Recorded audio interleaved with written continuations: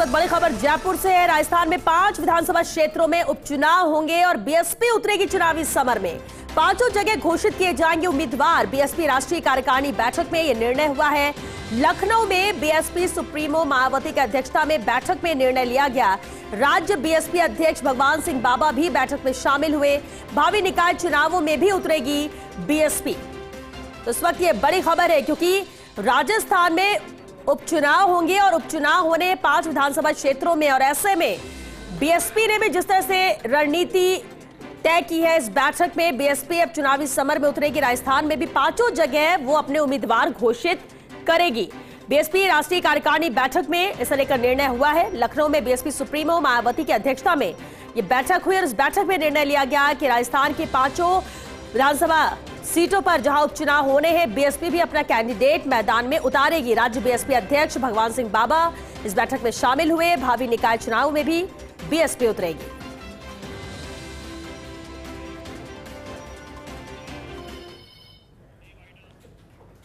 तेईस जून को लखनऊ में राष्ट्रीय कार्यकारिणी की बैठक बहुजन समाज पार्टी की राष्ट्रीय अध्यक्ष आदरणीय बहन कुमारी मायावती जी की अध्यक्षता में संपन्न हुई।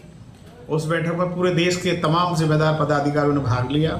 बैठक में निर्णय लिया गया, आदरणीय बहन जी ने निर्णय लिया कि अब जो उपचुनाव होने, चाहे वो उत्तर प्रदेश में हो चाहे राजस्थान में हो, सारे देश में जो उपचुनाव होने हैं विधानसभा के, उन सारे चुनावों को बहुजन समाज पार्टी लड़ेगी। तो उसी क्रम में राजस्थान में भी 5 सीटों पर चुनाव होना है, तो बहुजन समाज पार्टी 5 सीटों पर अपने प्रत्याशी खड़ा करेगी।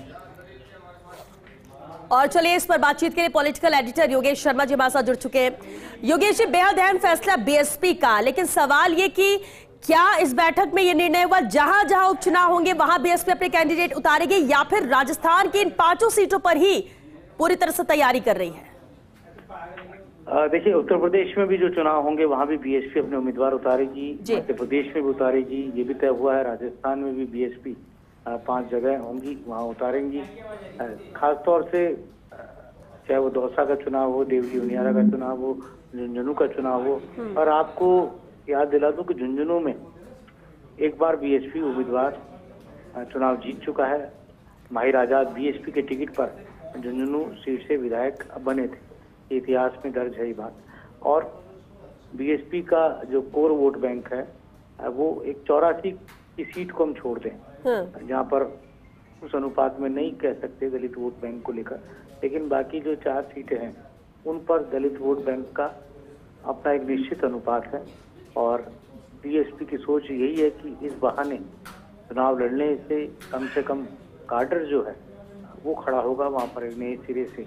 वहाँ पर कार्यकर्ताओं को बल मिलेगा, संख्या बल कार्यकर्ताओं का बढ़ेगा। और आपने सुना ही होगा बीएसपी प्रदेश अध्यक्ष भगवान सिंह बाबा ने ये भी कहा है कि आगामी जो निकाय के चुनाव होंगे उन निकाय के चुनावों में भी बहुजन समाज पार्टी के कार्यकर्ता जो है वो चुनाव भी लड़ेंगे और साथ ही संगठन को मजबूती देने के लिहाज से भी बड़े निर्णय किए जाएंगे। तो पूरा ये प्रयास है बीएसपी का एक अपने आप को मजबूती के साथ खड़े करने का। लेकिन अब बीएसपी अगर खड़ी होती है तो बीएसपी के खड़े होने से किस महत्वपूर्ण दल को नुकसान होता है, किसको लाभ होता है, ये एक बाई इलेक्शन का गणित होता है। हालांकि कहा यही जाता है कि सत्ताधारी दल होने से बीजेपी को एज बाई इलेक्शन में नजर आएगी, लेकिन अब तक दो उपचुनाव हुए हैं राजस्थान में बीजेपी सरकार आने के बाद, दोनों जगह पे कांग्रेस जीती है। ऐसे में ये जो 5 जगहों की बिल्कुल योगेश, एक और अहम सवाल, क्योंकि ठीक है बीएसपी तैयारी कर रही है 5 विधानसभा चुनाव लड़ने को लेकर, लेकिन इस सिर्फ 5 विधानसभा क्षेत्र की बात करें, बीएसपी की ग्राउंड लेवल पर मजबूती कितनी है? और दूसरा अहम सवाल कि या फिर ये सिर्फ किसी दूसरे का खेल बिगाड़ने तक ही मजबूत है? देखिए, यहाँ पर दूसरे का खेल बिगाड़ने की बात नहीं। यहाँ पर मुझे लगता है कि जिस तरह उत्तर प्रदेश में बीएसपी अब बिल्कुल निम्न स्तर पर बीएसपी का प्रदर्शन आ गया, एक तरह हाशिए पर चली गई, और बीएसपी का जो वोट बैंक है वो वोट बैंक भी शिफ्ट हो गया समाजवादी पार्टी में और कांग्रेस में। तो अब ये बीएसपी के जागने का समय है। उत्तर प्रदेश के लोकसभा चुनाव के परिणाम एक अलार्मिंग है बीएसपी के लिए। अगर वो अभी नहीं जागी तो बहुत देर हो जाएगी और पूरा एससी का वोट बैंक इस बार पूरी तरह शिफ्ट हुआ। और मुझे लगता है दूसरी बात की बीएसपी के नीचे जाने से, बीएसपी के डाउनफॉल से उत्तर प्रदेश में बीजेपी को भी नुकसान हुआ। बीएसपी अगर वहाँ मजबूत रहती थी तो बीजेपी को भी सीधा सीधा लाभ होता था, क्योंकि बीएसपी समाजवादी पार्टी को और कांग्रेस को चुनौती देती हुई नजर आती थी।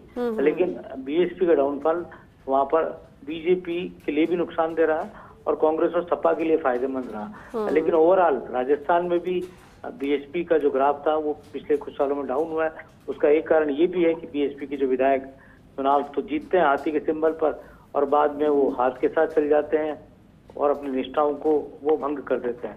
तो ऐसे में अब ये भी कोशिश रहेगी कि इन चुनावों में समर में उतरने के साथ साथ अब बीएसपी अपने कैडर को मजबूत करने की दिशा में आगे बढ़े। तो मुझे लगता है बीएसपी की जो राष्ट्रीय बैठक हुई लखनऊ में उसमें यही तय हुआ है कि अब संगठन की मजबूती पर ध्यान देना। संगठन की मजबूती तभी है जब बीएसपी चुनाव में जरूर उतरे। अगर चुनाव ही नहीं लड़ेगी तो फिर वो उसके राजनीतिक दल होने का वो औचित्य नहीं रह जाता। ऐसे में चुनावी समर में उतरने का बिल्कुल, यानी जीत हार ये बात की बात है, लेकिन अपनी दावेदारी पेश करना, मैदान में डटे रहना, ये बीएसपी के लिए मौजूदा स्थिति में ज्यादा जरूरी है। बहुत शुक्रिया योगेश जी आपका इस पूरी बातचीत के लिए।